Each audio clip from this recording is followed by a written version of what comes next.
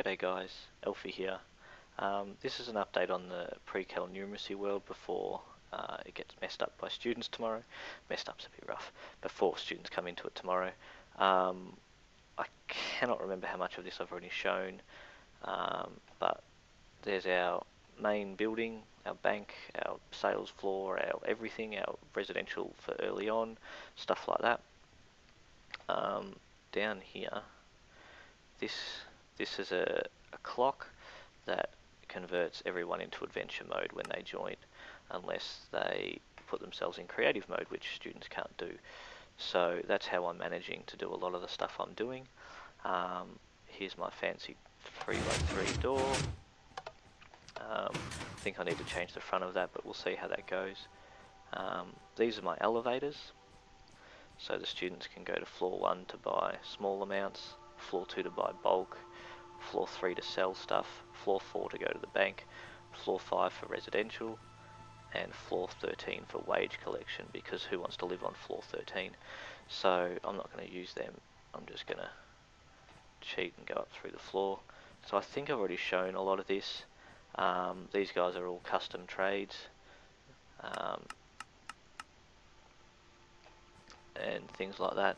So these guys are just the single purchase, so you just buy one, so you can buy, you know, one mushroom for 8 wooden coins, which corresponds to about $8, or we're using the dollars about $8, so one wood coin is about $1, I think is what we're using it on.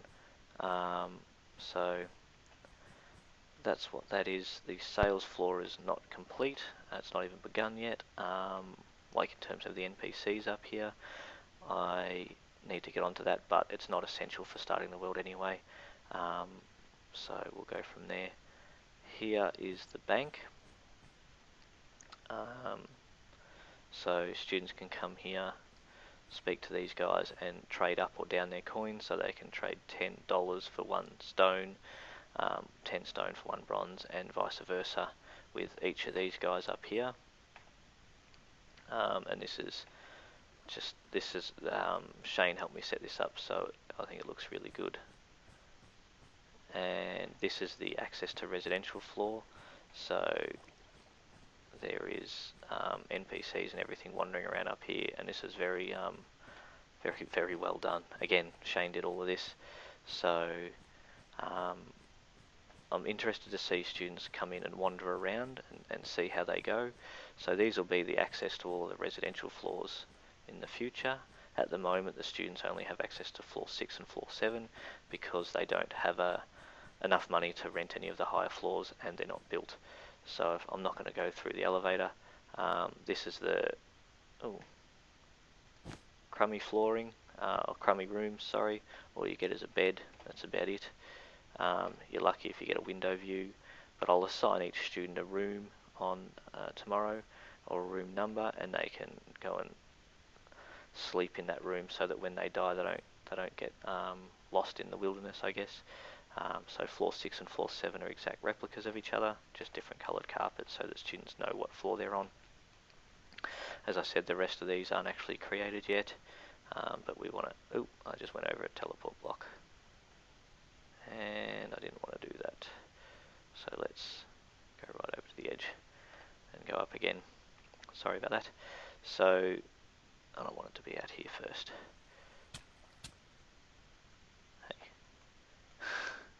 So, whoops, all sorts of wrong fingers. It is getting late here, and there's a massive storm outside, so if you guys can hear it, I'm sorry. So this is where students get paid. It's pretty crummy looking at the moment. I want to make sure it all works properly, and I'm pretty sure it does, but I want to make sure it all works properly tomorrow.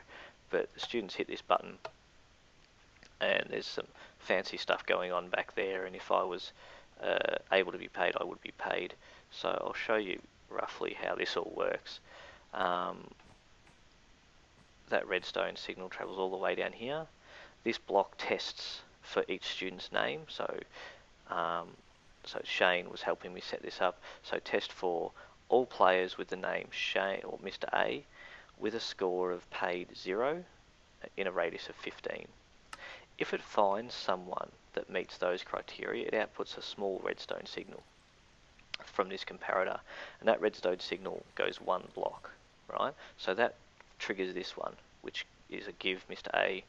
I think that's a stone coin, one of them, right? Which then will trigger this block, which is give Mr. A something else if I needed to. It also triggers this block here, which is another, so I can give up to 3 denominations of coins quite easily.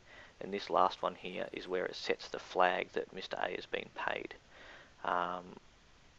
So we actually have death counters on, so that 0 beside my name is a death counter. So at the end of each week I will count up how many deaths the students have had and charge them for that. So because if I do a demonstration here, they actually get to keep everything in inventory.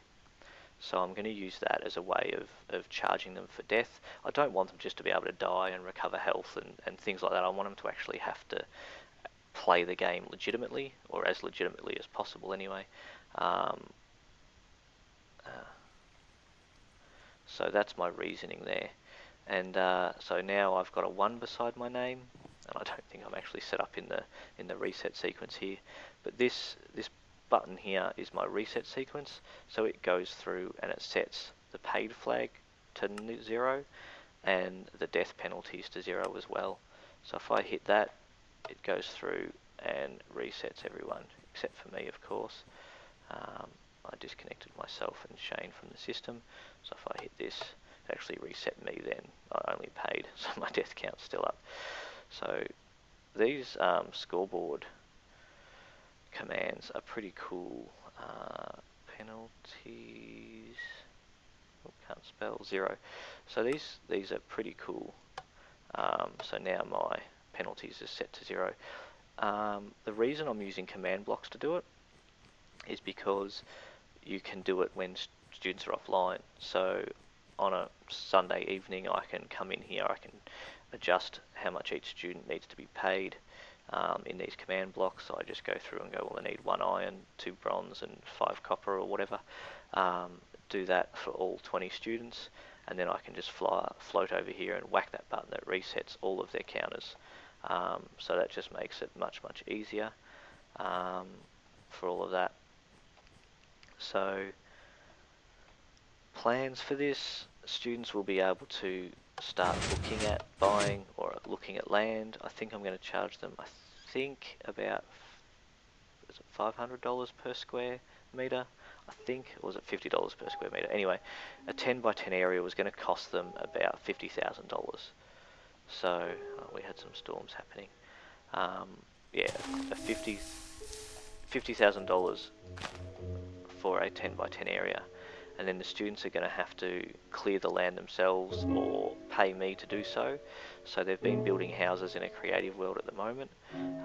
They need to cost those houses and then give their costing to me, and I'll charge them 10% on top of their costing or whatever it is, as long as their costing is accurate, of course, to build their house in game, so they can actually pay a builder to build their house, who will be me.